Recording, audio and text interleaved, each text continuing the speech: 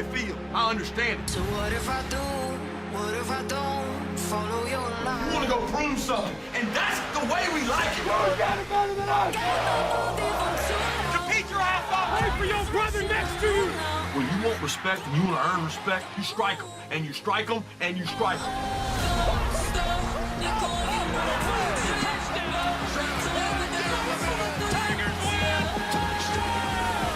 That's how you get respect.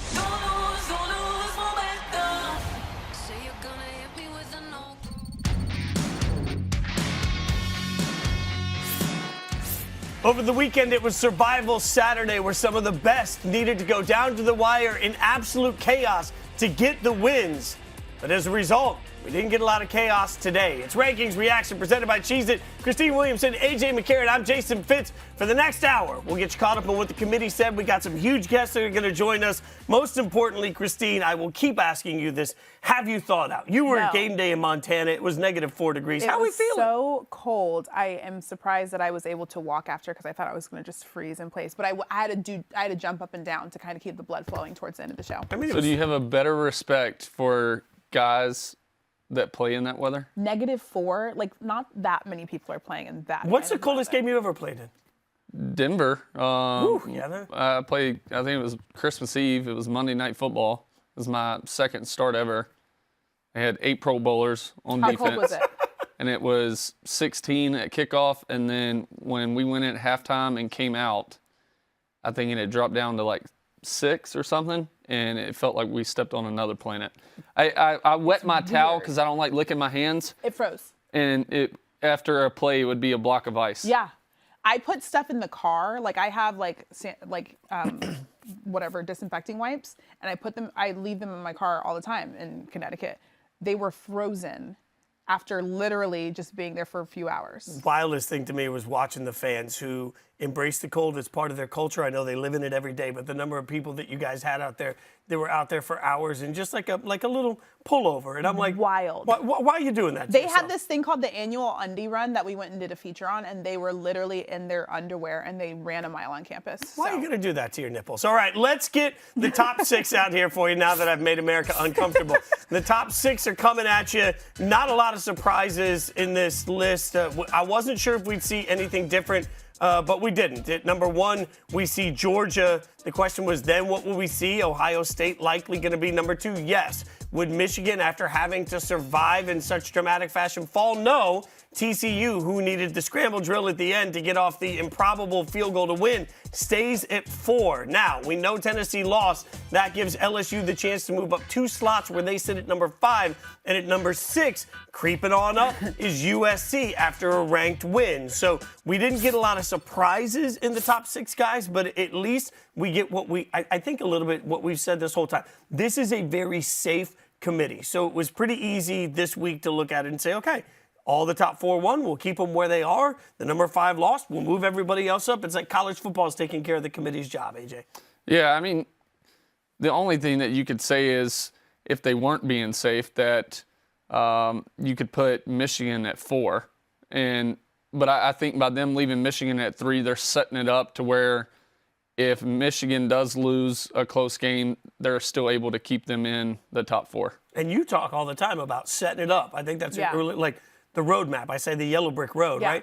Like the roadmap is here for any debate that you want to have. The number 5 team in the country, LSU, could control their own destiny. The number 6 team in the country, USC, could control their own destiny. Right. Ohio State, Michigan are going to play each other. Like, there's plenty of roadmap left for all these teams. Yeah, I always like to look at who's in the top 25 every single week to see who has to play who and who has a better chance of playing a top 25 team and then possibly jumping in the rankings. But I think the biggest question was going to be whether or not, like you said, AJ, TCU happened to jump Michigan. And that's one of the questions that Heather Dinich was asking also, which we'll talk to her later in the show. But just like the moving around in the top 4, I think is interesting because, like you said, they're very safe. They're not looking necessarily at the games and being like, okay, wait, Michigan didn't have a great game. Let's move them down. They're just like, okay, they didn't lose. Let's just keep them right here. Can we just take a second to, as a show, and just acknowledge here? Have a cheese. Thank you.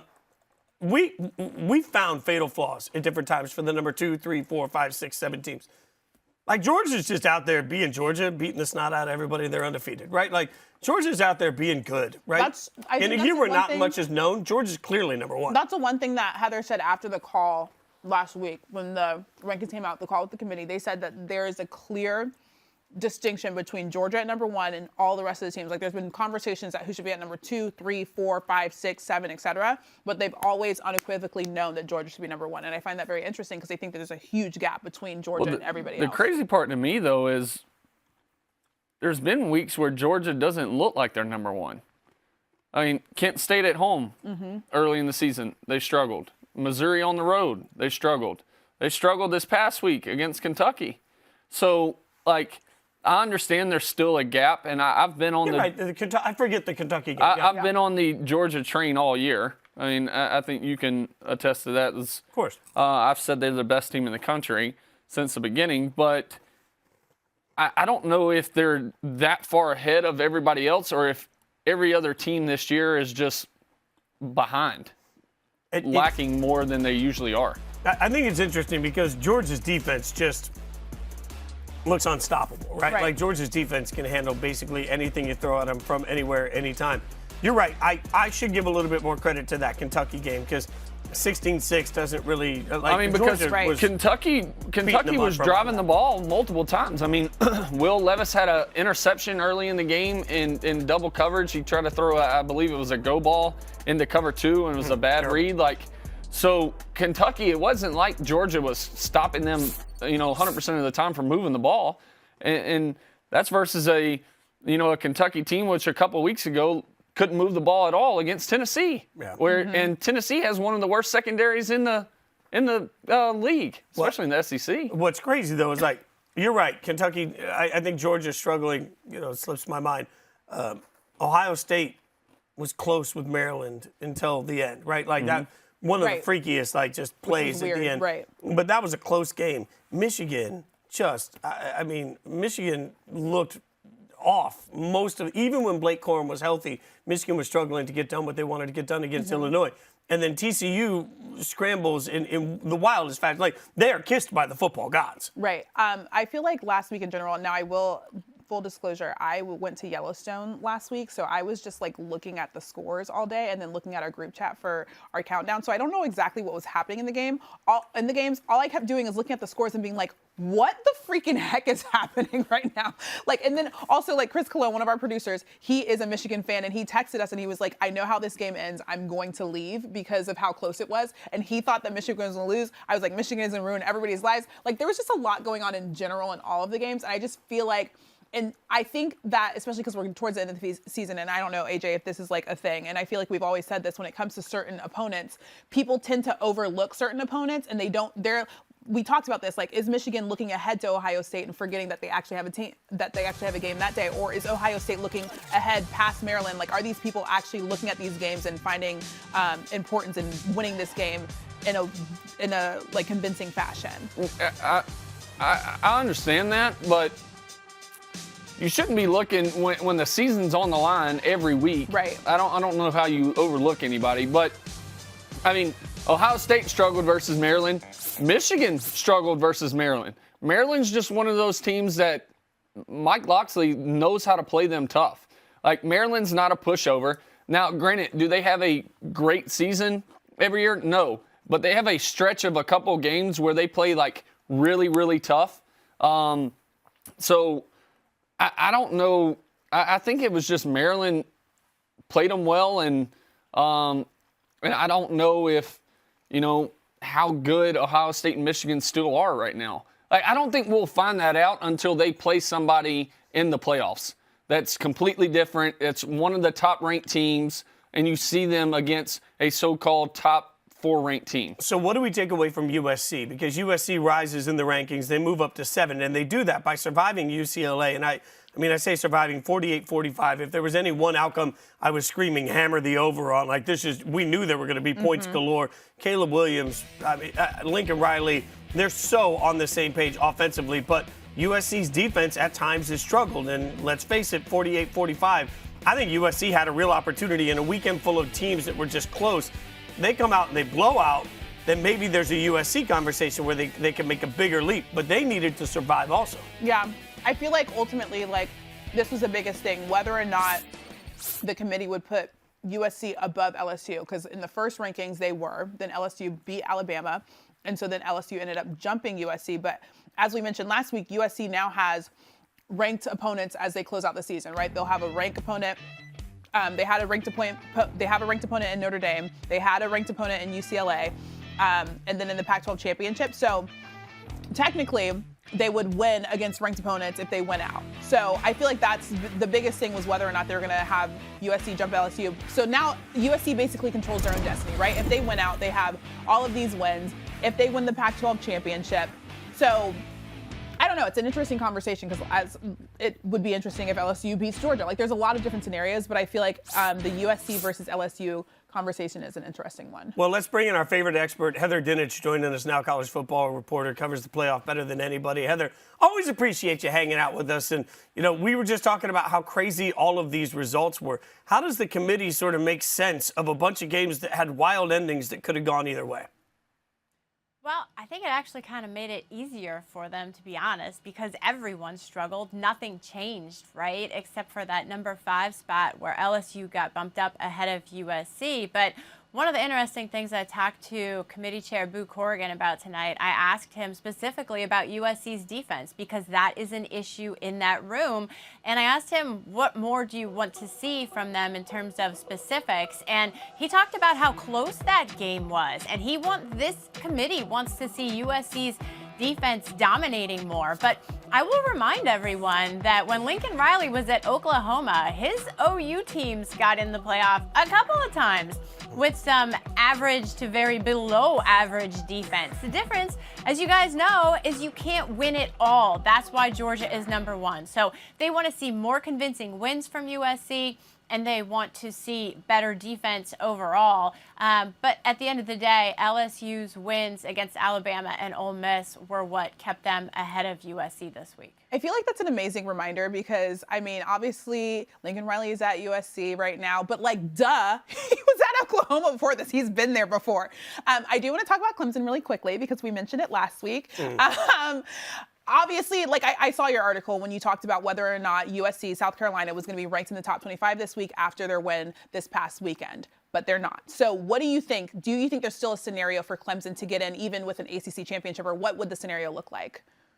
I do. They're hanging by a thread still. I would still say that they're in the most precarious playoff position of all the Power 5 conferences. See what I did there? But even though South Carolina is not ranked, guess what? Louisville's number 25. How do you like that? So they still have the opportunity to have 3 wins against CFP top 25 teams if they beat North Carolina, because they beat Florida State, they beat Louisville, and then they would beat UNC in the ACC championship game.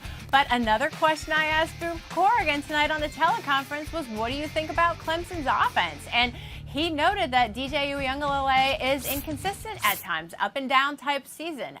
So there are things that they like about Clemson's offense, but much like USC's defense, there are some questions there as well. And of course, he mentioned the loss to Notre Dame. That's a big deal. And I continue to remind everyone today just how important Notre Dame is to this whole conversation, because at the end of the day, the committee compares outcomes against common opponents, and USC will have played Notre Dame, Ohio State beat Notre Dame, and the fact that the Irish are 15th right now, if Notre Dame goes and beats USC, that's great for Ohio State. If they don't win the game by chance, that's just another one of those little tidbits that could help them. Heather, I'd like to know if the Ohio State and Michigan game is a close game. Michigan loses by 3, and USC wins out. How do you think the committee reacts to that? My knee-jerk reaction to that question as we sit here is USC gets the nod as a one-loss Pac-12 champ over Michigan that doesn't win its division. And I know, I understand Michigan fans are so sick and tired of me talking about Michigan's non-conference schedule, but it's an issue in the committee meeting room, and it's only going to be an issue for Michigan if they don't beat Ohio State. That's when it comes under the microscope. So that's why I think at the end of the day, the strength of schedule tiebreaker, Michigan would lose. Conference championship tiebreaker, Michigan would lose. There aren't head-to-head results there with USC and Michigan. So I think that's what would happen in that particular scenario. But I'll tell you this, none of the other contenders hanging out there, including USC, Clemson, the loser of Ohio State, Michigan, can afford to have LSU win the SEC because that keeps two SEC teams in the conversation. You've got undefeated TCU, the winner of the Big Ten. I wouldn't predict LSU to beat Georgia, but that's a scenario everybody else should be concerned about. Yeah, and that's the scenario I've got up on my laptop right now because I've got the playoff predictor that we played around with, Heather. And in this scenario, if LSU wins the SEC by beating Georgia, Ohio State wins, TCU wins. We've got all the regular expected results. USC even wins. The playoff predictor says Georgia still has a 74% chance of going, and LSU only a 32% chance. If LSU wins the SEC, would a two-loss SEC champion possibly be left out of the playoff? No, and that's where the human element and the computer element butt heads a little bit. I mean, look, one of my takeaways tonight, guys, was that LSU at number 5 strengthens the case that LSU would make history as the first two-loss team in the college football playoff. It would have wins against Alabama and Georgia and Ole Miss. I mean, this is a two-loss team that is impressing the selection committee enough right now with 2 losses to be ahead of 1-loss USC, ahead of 1-loss Clemson, and those other contenders. So, to me, adding a conference championship, they are in if they run the table and do that. Heather, you are the best. I hope you get a little rest. Thanks so much for hanging out with us. Happy Thanksgiving, my friend. Yeah, you too, guys. Thanks. Yeah, this is where it gets crazy, and I think Heather makes a really good point. We can study the analytics. I'm not smart enough to tell you how they figure that stuff out. I just see the numbers. I also wonder if that calculates the conference championship game to a T, or does it go almost week by week? Like, I know it says win out, but I wonder, does it... Oh, if it takes into consideration that it's a conference win. That it's a conference championship. Yeah. And does it automatically know who they're facing? From that aspect, I wonder if that calculates all those things into it. Yeah, I don't know. I'll try and find the answer to that. Because I would think, when you first said that, I'm like 30-something%, there's no way. Like, if LSU wins the SEC championship, there's no way the committee's not going to put the SEC champion in there. Well, and again, in these weird scenarios, if Georgia loses in that game, Ohio State wins out, TCU wins out, USC wins out, LSU wins out. The computer actually says Michigan would be the one, and there's no way they're taking a 1-loss Michigan team over a Pac-12 and an SEC. You'd be leaving out too many conferences. That's what I'm saying. I think you would have Georgia, you would have Ohio State, you would have LSU, and then you would have TCU would be your 4 if LSU was to beat Georgia. And that TCU, again, every week I feel like this is the week TCU is going to lose. It's like, no, some years, you made a deal with the devil or you're kissed by the football gods. Either way. Yeah, I think they went out. The only way they lose is if Kansas State loses to Kansas by chance and Texas wins. Texas is the only team I think that has an opportunity to beat TCU just because they can throw the ball so well. So you're saying if it's K-State that TCU is not going to win or lose? Correct. Okay. K-State can't throw it. All right, Christine, you've got the social medias up. What do we got out there? I do. Chris Vanini. I love Chris. Okay. He says, ironically, in maybe the weakest Group of 5 season since the CFP began, the Group of 5 has arguably gotten its most respect in the rankings. What? The weakest Group of 5 season. And maybe the weakest. And the Group of 5 is getting more respect? I guess. I mean, do we believe that? I guess. But last year, we spent half the year talking about Cincinnati making the college football playoff. Right, and then they ended up making the year before that, we talked about half the year. We talked about Cincinnati making Chanticleer. Yeah, so, I mean, it feels like there's been so many years of UCF claiming national championships. Yeah. I feel like the Group of 5 conversation. We haven't had any Group of 5 conversations. Yeah. As much. And look, Cincinnati at this point, yes, they're Group of 5, but they're also transitioning to the Big 12. Right, so exactly. They get a different level of street cred. But yeah, UCF is in there, Tulane's in there. So yeah, they've got plenty of ranked teams. but I guess it's, a bunch of ranked teams versus one that's in the national championship conversation. I feel like we've had more conversations about whether or not these teams should be higher ranked, if they should be in the top 6 and if they should be in the top 4. Versus just like being ranked in general. Yeah, I don't think a lot of people are losing sleep over the debate between Tulane and Ole Miss and Oregon State, who should be ranked where. Yes, it's great that Tulane is ranked in that process, but nobody's I pressed think about Group of 5 is defined by the best, not the rest. I like this one. This is a good question. Please explain to me how Texas is ranked in these CFP rankings. Who have they beaten? Says Nick Hill. You like Texas? Yeah, I mean, I just go strictly off the eye test. Like, have they been inconsistent the past couple weeks? Yes, but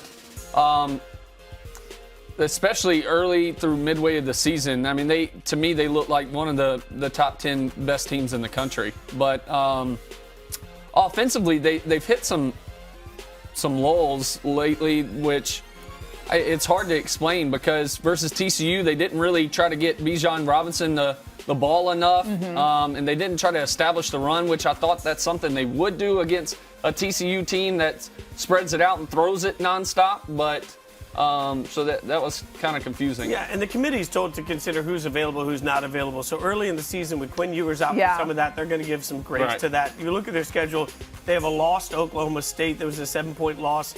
And that's going to be considered a decent loss, when you've got a ranked unranked. Right. And they have a win over Kansas State, who's also ranked. You may not think those teams are good, but the committee's thought enough of them to rank them. So, I think that has to speak. I mean, the Kansas State thing, they're number 12. So right. And the Big 12 just beats up on each other because they play each other they all play each other. Okay. This is funny. No profile for Oregon, but there is a path to the top 6, and with enough chaos, they aren't officially eliminated yet. Probably, but not definitely. I mean, really? We're going to do that with Oregon, right? Alabama's got a way better case than Oregon. I can't imagine a scenario that would put Oregon in the college football playoff, right? No, I mean, Alabama would... Chaos. Where is it would have Oregon to be straight chaos. Oregon's at Oregon State. No, I'm saying what Where are they ranked? Number 12. Yeah. I mean, it would have to be literally straight chaos. I try to make a case or just to have fun with it for Bama every week, but I mean, it would take a lot for Bama. I mean, TCU would have to lose in the Big 12 championship. Georgia beats LSU. Sorry, Oregon was 9, not 12. My fault. Let me correct that. Go ahead. Sorry, AJ. So then Ohio State blows Michigan out, and then you would need USC to lose to Oregon in the Pac-12 championship. Then Alabama's in for sure because and then Clemson would have to lose to UNC. Alabama's number 7 right now. And that's a whole bunch of scenarios for them at 7. Now, I mean, is that crazy to think about? Like, if you break it down, like Ohio State, do we say Ohio State could? I mean, there's a possibility of Ohio State blowing out Michigan this week. If there's no Blake, I think Ohio State's blowing out Michigan no matter what. Yeah. But if there's no Blake Corum, then that game gets gross. It could get really bad. If TCU plays Texas, with that game being back and forth and finished in the last couple seconds, I mean, there's a possibility Texas could upset TCU. Because I'm telling you, it's hard to beat a team twice. Right, 100%. UNC, I think, is a tough team, probably the toughest team that Clemson's going to play all year. So UNC could pull that upset off. But, I mean, that's asking for a lot. And then USC could lose to Oregon because Oregon's still a top team. And then Oregon gets into the CFP. Congratulations. I mean, also, let's remember, Oregon, those advanced metrics we talk about all the time. Strength of record and game control, Oregon is 11th in both of those. Point of reference, strength of record right now, Alabama's 5th. Game control, Alabama's 3rd. So the advanced analytics would speak to Alabama having a better shot than Oregon right now, which is, wow, let's see what that would mean for a conference championship, though. Okay, let's do this tweet. Not that the Mountain West has any stake in this year's CFP rankings, but UCF losing to a lousy Navy team and dropping only 2 spots feels vaguely like a ESPN conspiracy theory. Huh? What? What is the conspiracy theory that we would care about? Let's just drop them too. That doesn't make any sense. I mean, look, I'm a UNLV fan, right? So we want to put a Mountain West team in. I'm all in for that, by the way. I mean, just talk about a team that started hot. I thought they were going to make it to a bowl game. I was going to get bowl game tickets to some sort of UNLV bowl, and then things go off the rails. But that's okay. It's fine. I mean, the concept that the Mountain West would be protected by ESPN. Right. That doesn't make any sense. Again, I keep saying this to everybody, but we own the SEC network, we own the ACC network, and we put billions of dollars into the Big 12. That's why I'm a conspiracy theory lover. I love a good conspiracy theory, but this one is not doing anything for me. Yeah, I'd rather hear somebody talk about how we didn't walk on the moon than hear that. I mean, this is all right. Let's get you caught up on some of the rest of the rankings. We got 7 to 10 to look for here. We'll show you how the rest of the top 10 shapes up. Tennessee falls 5 after one of the most inexplicable results I've seen all season. They're going to fall a lot more. Oregon goes up 3 to number 9. Yeah, especially with Hendon Hooker out. Number 8, Clemson, they move up 1 spot. And then at number 7, Alabama moving up 1 spot. First and foremost, we quickly mentioned it. Hendon Hooker has had an incredible season. My heart breaks for anybody that has worked their ass off to get back on the field, to go through the transfer portal, to do everything that he did right, and to have this opportunity to put himself in a position where possibly he could be playing on Sundays, and to think that in that game he hurt his knee in that fashion, and to understand the ramifications that has to his family, right, to his parents, to his family structure. Like, my heart breaks for Hendon Hooker. And more important than anything that happened for Tennessee, my heart breaks for Hendon Hooker. Yeah. I'm also really bummed that Tennessee got their ass kicked. Right. It took away one of the more important storylines that we have over the course of this playoff. It was exciting to watch. Obviously, we had been talking about it all season. We went there twice this season for game day. It was like you said, it was one of the best storylines in college football. So it just sucks that towards the end of the season, this is how their season would kind of finalize. AJ, let me ask you this: how's that happen? When you're a good team and you just lay that sort of egg in a conference matchup when you may still have something to play for, look in the mirror. How's that happen? The only thing I can think for them was just completely watching film on South Carolina, which is understandable, and saying South Carolina sucks. So, I mean, we're going to go out there and we're going to play our game and we're just going to win. Not talking about the coaching staff, but as a player mindset, you do that every once in a while. Mm-hmm. Hell, I did it in the national championship against Notre Dame. I told my dad we'd win by 28, and he thought I was absolutely nuts. But I watched Notre Dame play Pittsburgh, and they went into triple overtime that year, and Pitt was one of the worst teams I'd seen all year by far. And Notre Dame was number 1 in defense in every category. And I thought right then, I watched that one film and I thought we were going to kill them. Now, granted, we did, but that was also the national championship, so you're not really overlooking. But, I mean, it happens just from a mindset standpoint. You're not locked in. And then you're going to have games where you're just off. It just doesn't feel right. I mean, they had a ton of drop balls against South Carolina, too. And you all of a sudden fall behind, and now you're in a situation where you haven't really been in all year. So you haven't been in a position where you're that far behind, and now you have to play at a much higher pace, and now you start pressing and doing things that you wouldn't normally do. So then you get out of character. And, I mean, I hate it for Hendon. They were going to lose that game regardless. But listen, for somebody that tore their ACL last year and has done a lot of rehab to get back, he's got a long road ahead of him. But as long as he has the right people around him, he'll be fine. For Josh Heupel, this has been a tremendous success for Tennessee. Mm-hmm. But you're also going to have to look at everything internally and say, how do we let that one happen? The Georgia one, you can be like, hey, we just 100%. We're going to learn from that. This, because the crazy thing is this year, like you pointed out, 2 trips to Knoxville. The expectations this year were not that. Right. The expectations, even and this is what makes it harder. They won't have Hendon Hooker next year. Right. So next year they're going to have to come, and people are like, Vols fans now got a little taste of the good. They don't want to give it back, right? So there's going to be real expectations around Tennessee. They're going to have to spend whatever time they can right now figuring out how to get a little momentum for what they need to do next year, because it's a great season, but you know this. Well, if they have a quarterback on roster that's for next year right now, like they need to play him. Yeah. It doesn't need to be Joe Milton because Joe's gone.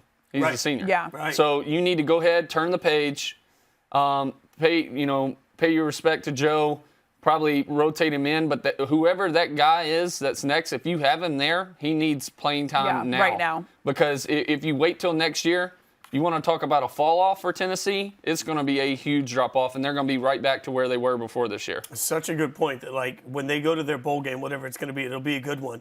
The only thing that really matters to them isn't win or loss in the bowl game. Give it's them the practice reps Right. that they're getting for the, for the next, they hope, Hendon Hooker. They're going to have a bowl game. This weekend, we're going to have the game.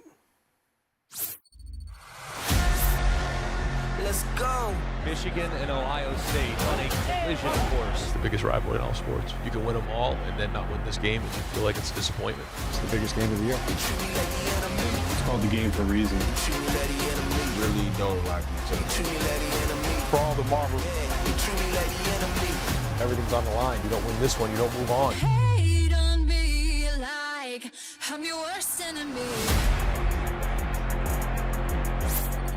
All right, so I never qualify rankings, but this one needs to be qualified. I need everybody to understand what we are about to rank. You guys ready for this? Please do. We're going to do Rivalry Week rankings. Now, let me be really clear. We are not ranking the best rivalries in college football because there are many games that don't take place during Rivalry Week. So these are just the rankings of the Rivalry Week games. Boy, that's hard for me to say. The first time you said it, you actually nailed it, and I was like, wow, Fitz really killed that. The second two were a little Okay, you want to try Rivalry Week rankings? I'm good. Okay, fine. All right. So we're going to rank the top 6 rivalry games on Rivalry Week specifically, starting at number 6. And we've gone through this whole list a few times. I think I feel pretty good at this. Number 6, NC State, North Carolina. And this is this is not about who their other rivals are, guys, but it feels like both of these teams have big rivalries that have nothing to do with this game. But this is an in-state rivalry, still means a lot. I mean, I feel like any Tobacco Road situations are rivalries, quote, rivalries. But in my opinion, I mean, this, quote, rivalry doesn't have a name. And also, as you mentioned, UNC had, like, anybody that thinks about UNC's number one rival, they're thinking Duke immediately. You're not thinking NC State. So I feel like I feel bad for NC State in this situation. But, yeah, I feel like this is number 6. AJ, we good with this so far? Yeah, 100%. All right. We haven't gotten any of the West Coast teams into this either. This is only going to get worse. At number 5, USC, Notre Dame, AJ. We're putting this in at 5. Big rivalry, but only at number 5 on the list. Yeah, I mean, listen, I know this game means a lot, but when I think of Notre Dame and their big rivalry, I think of Miami, just from all the history they've had. And then when I think of USC, I think UCLA. Yeah. So for me, that's why this one's got to be at number 5. And you make an interesting point as we were getting ready for this, Christine. Like, our buddy Mike Golick Jr. said the year that they lost the national championship, he still had so much happiness that year because they beat USC, and that's everything to the guys that play. But it's got to mean that to both sides. It has to be both sides because Miami does this a lot with Florida State, which Florida State, their biggest rival in their mind is Florida. But then Miami's like trying to maneuver their way in, and we're like, we hate Florida State, and they're like, we hate Florida more than we hate you, so you're not our number one rival. So it has to be two-sided. That's why Florida State doesn't even make this list because I just couldn't figure out a way to sort of compartmentalize the fact that Florida has far bigger rivals.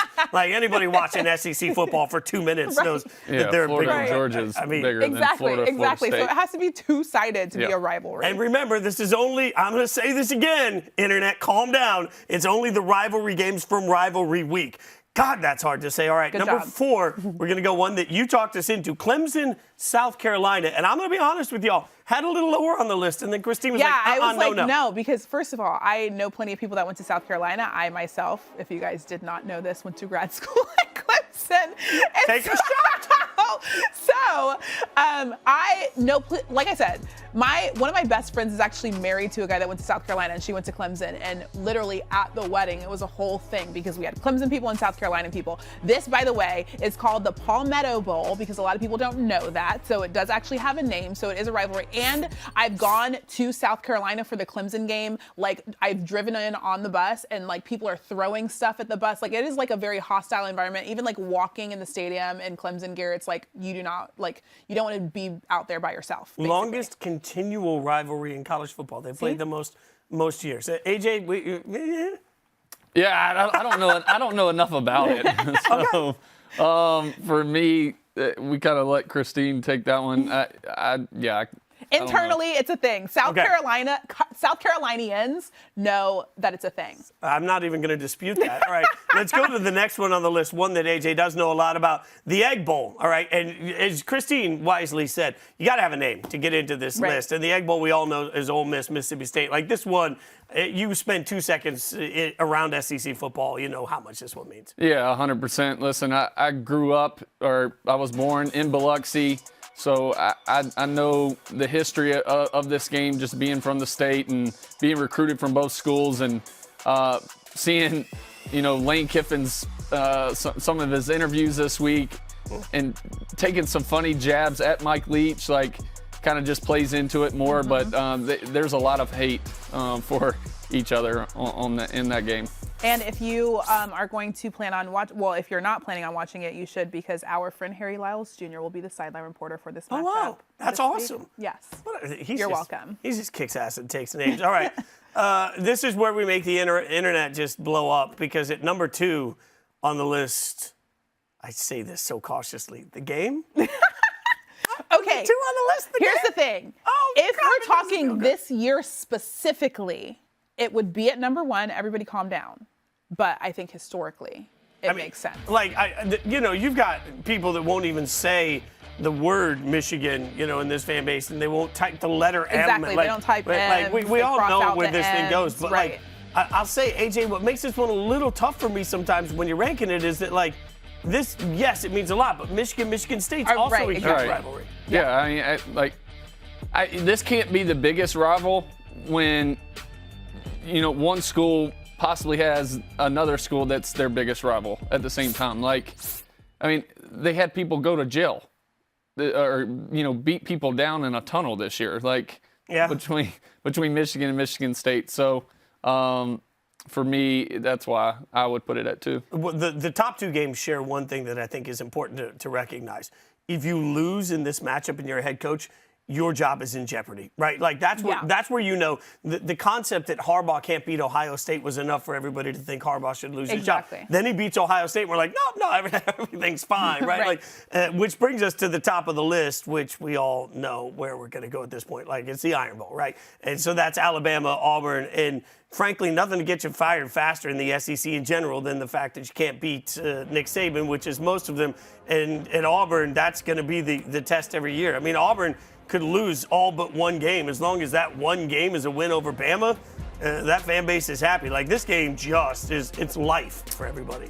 Well, 100%. There's a reason why it's this year, with both teams having a down year, especially Auburn, like, it's the second highest selling ticket right now for this week. So it's something that you just have to witness in person, but it's a hatred between both fan bases that you grow up knowing. And I feel like we've gotten so many classic moments from the Iron Bowl. Obviously, we just saw the kick six. There's just so many good things that happened in this rivalry.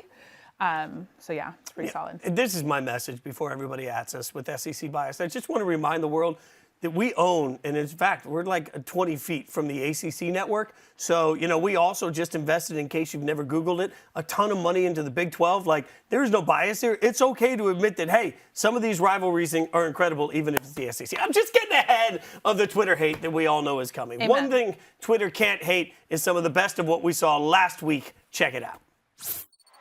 Baylor had all the momentum early on, and we were on our heels. And is that the way the 0 in the loss column turns to 1? It's hard to win 11 games in a row, but we figured out a way to get it done. For the win, undefeated still! Who y'all really got a problem with? Who y'all really trying to solve it with? Who don't really like the sound of this? Undefeated once again through the SEC. You can't just show up and win these games. You have to fight and play. 33-30 in an absolute thriller. And we really buckled down and finished out the game the way that we should. Ball's in the air! Touchdown, Buckeyes! Palpable anxiety here at the big house. It's just a locker room of heroes today. They don't play in fear. They don't flinch. Catch the catch! In the clutch plays that needed to be made, and they were made. 12 seconds to go. It is good!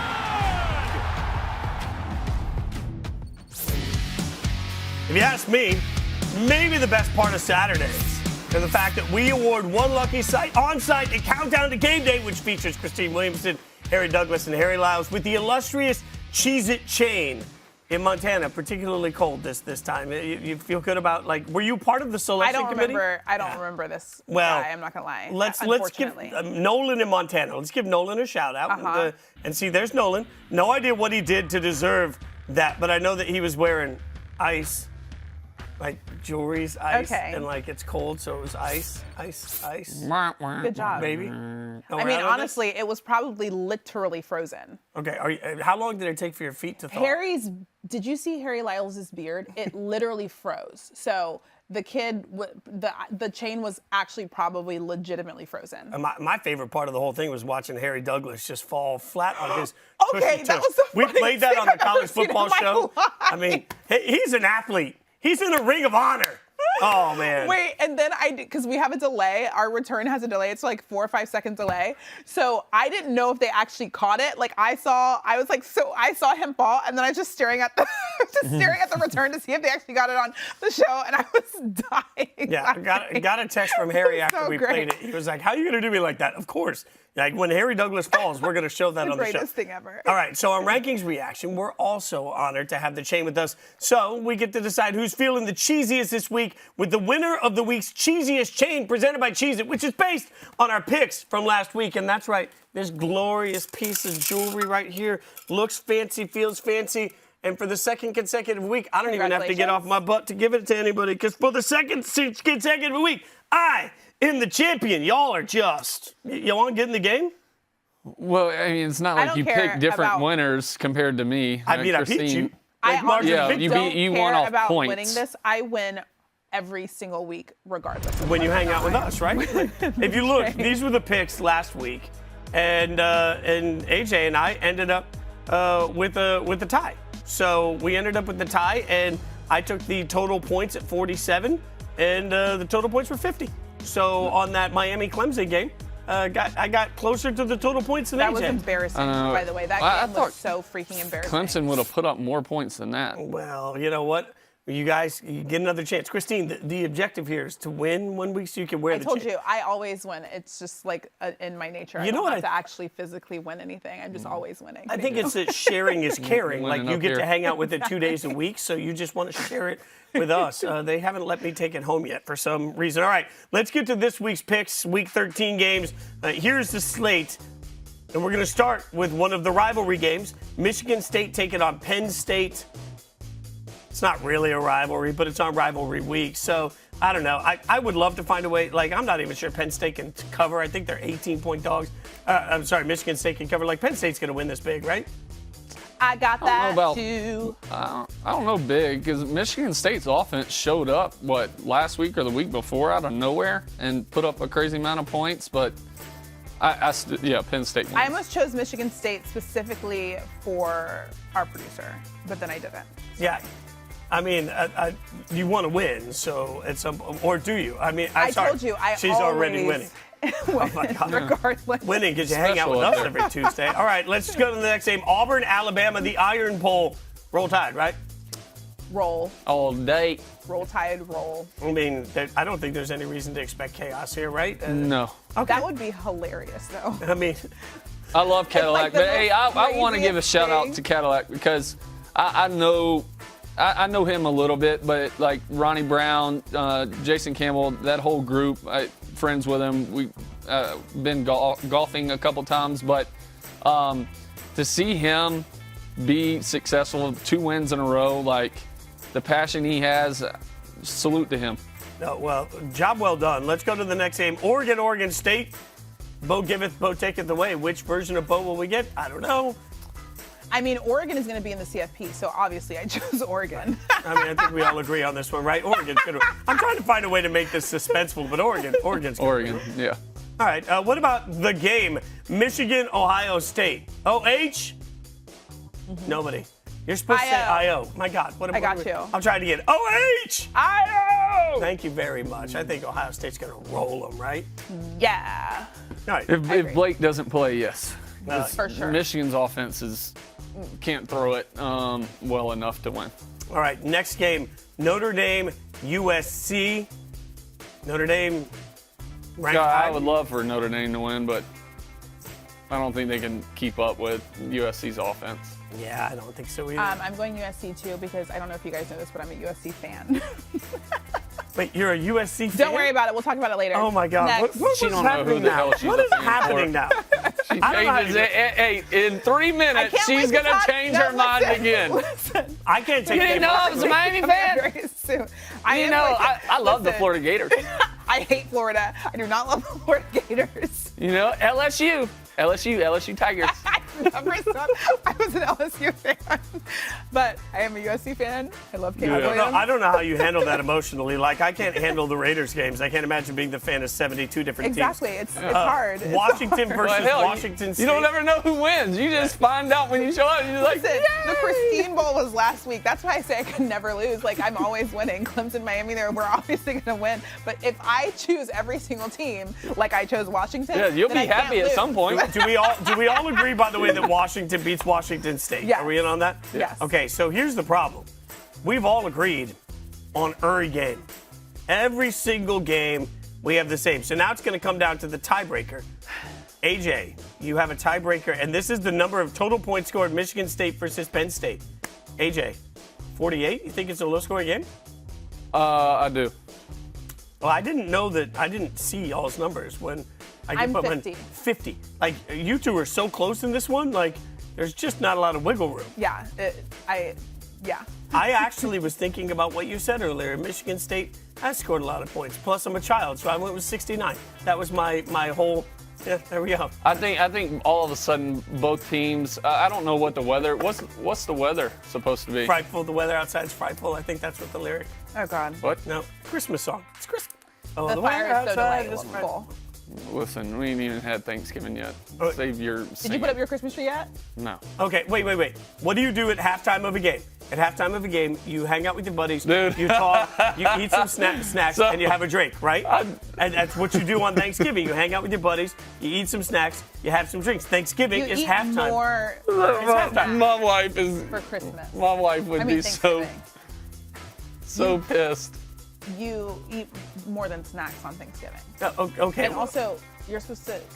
Okay. So it's halftime of the Christmas season. You go Christmas, you pause it for a day, and then you go back. My wife, because my kids wanted to start putting up Christmas stuff, so my 3 boys kept bothering her, especially my 2 oldest. And so she ordered these standalone lights. It's just a single light. You can change it from red to white, and you put it in the ground. So we have trees along the front of the main road on our property. She bought them to shine. They look so bad.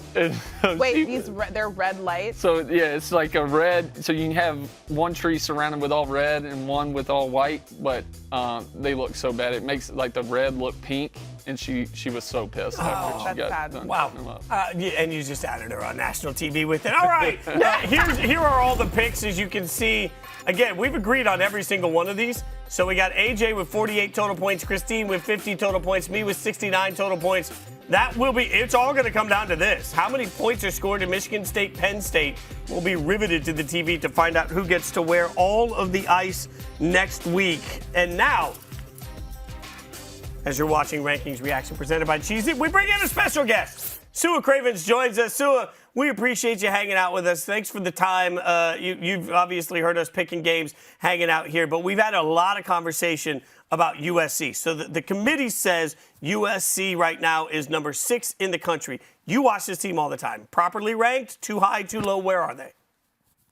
I mean, given the climate of everybody else and how they're playing and the records that we have to work with, I think they're ranked properly. Now, if you're asking me personally, do I think USC is a playoff team? If you took a look at their defense, you might feel differently. But, I think they're properly ranked, and I think they still have a lot of work to do in order to have a real shot at the CFP.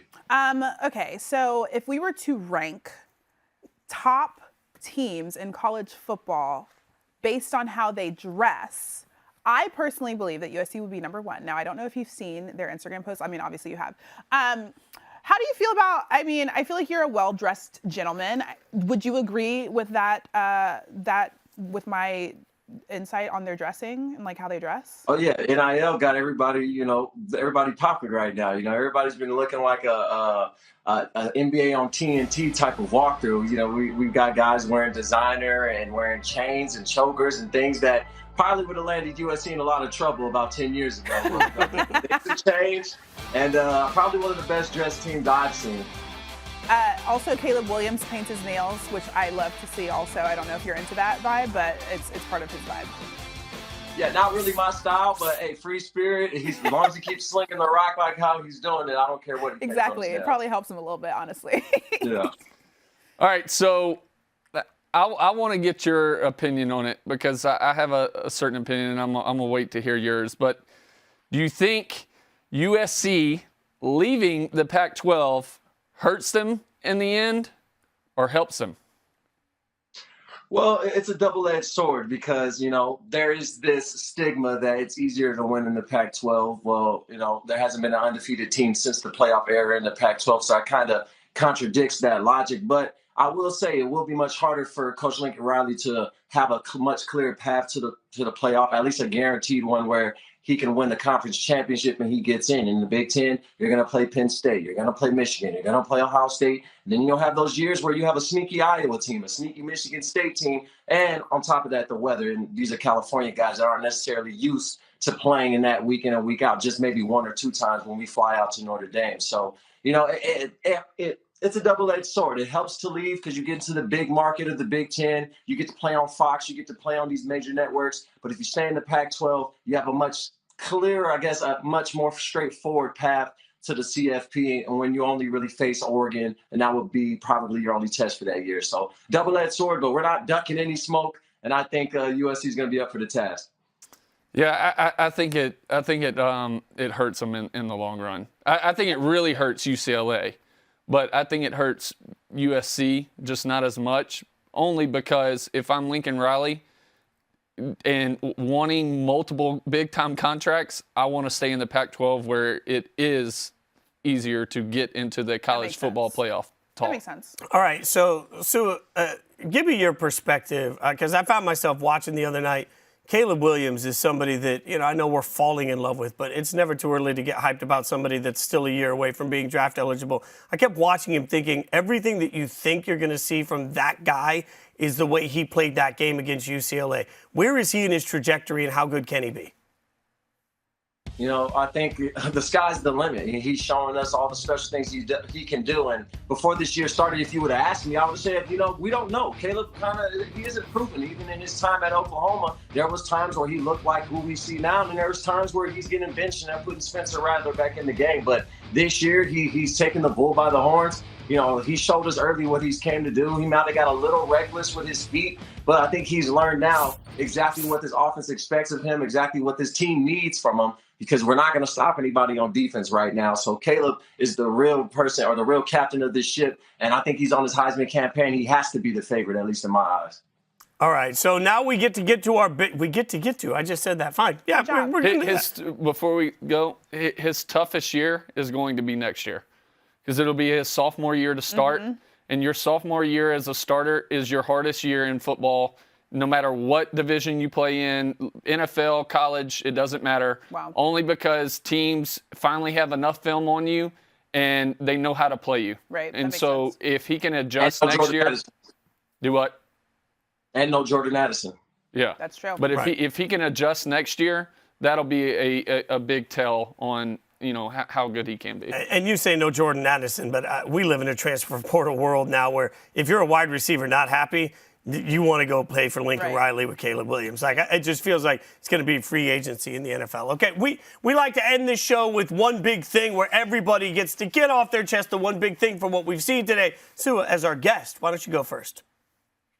Well, I think USC fans should take a chill pill and still understand that we need a few things to happen in order for USC to actually have a real chance of getting in the playoffs. You look at this TCU team who's undefeated. I know if you look at the eye test, you're saying TCU, they're undefeated, and at some point wins and losses have to matter regardless of how you feel personally. TCU's in if they win out, which leaves us with LSU versus Georgia in the SEC championship. If LSU wins that game, there's no way LSU doesn't get in. He's an SEC champion, and there's no way you leave a one-loss Georgia team who's looked dominant out of the playoff. So we would need Georgia to beat LSU, and TCU to slip up, and hopefully USC can sneak into that third spot because I do not want my Trojans playing Georgia in the first round of the playoff. Wow, third spot.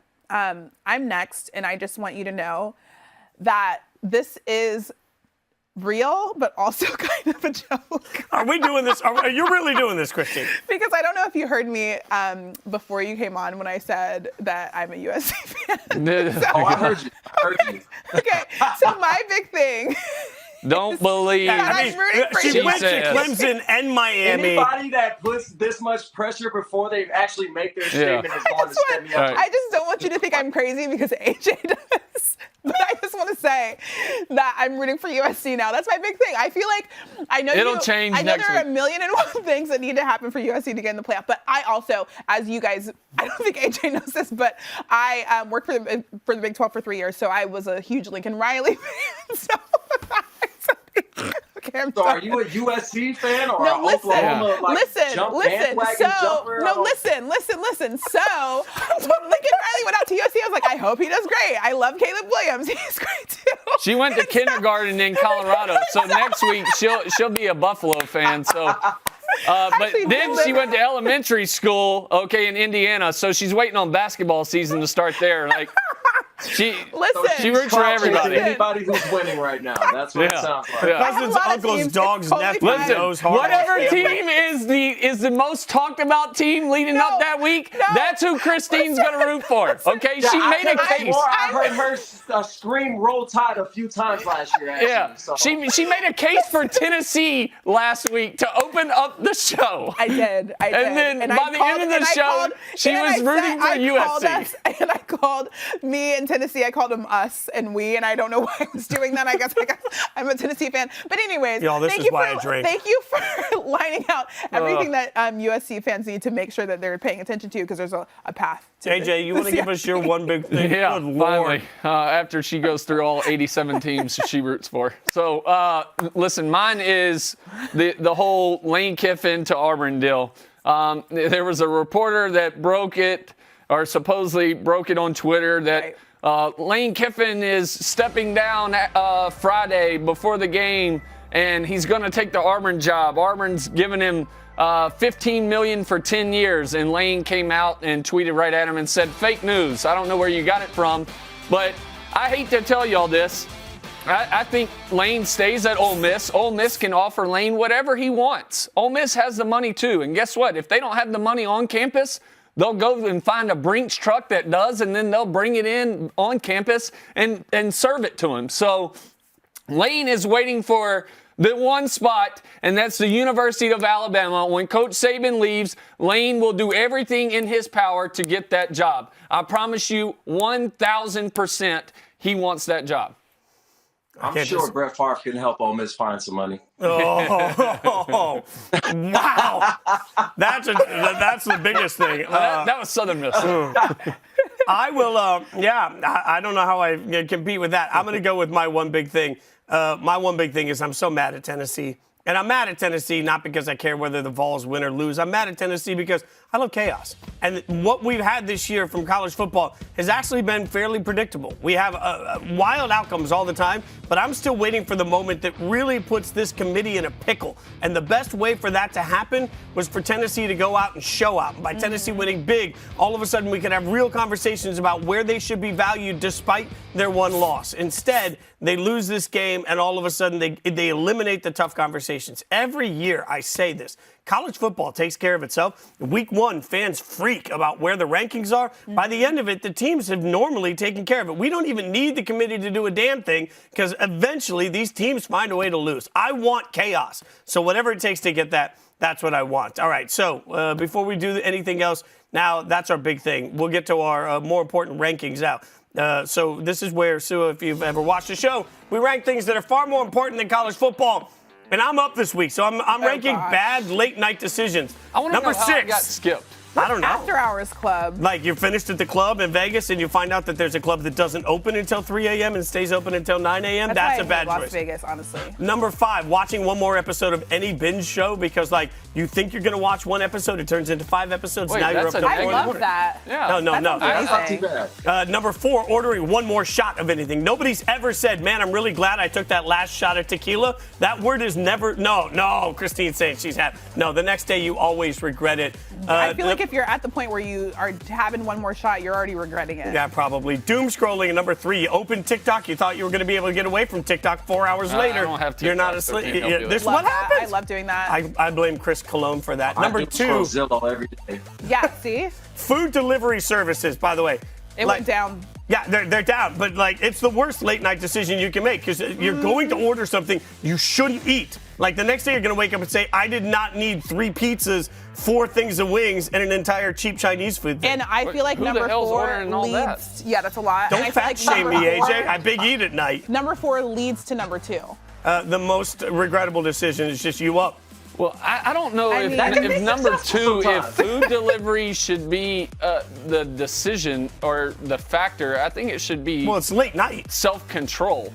For Okay, you should none be of these have self-control. the negative, You are, right? Because dude, not a single one of those show any self-control. Like, if I had the self-control to not order the next extra shot, I wouldn't then get an entire it's cheesecake sent to me, and then I wouldn't text you up. Like, it all ties it's okay together. to order, like 2 pieces of pizza. You said 4 large pizzas and 2 things of wings. Like Yeah, he's going in. yeah, He's going in. all right, well, one. AJ, I was a fat he kid had growing the up, all right? extra shot. Fat kid. He got the extra shot, and that's why he's over there ordering everything. He's not even going to eat it. He's going to fall asleep before he I was a fat kid that played the violin growing up. Let's not, like, I hossed up on some stuff, all right? Let's just, self-control is not my favorite thing.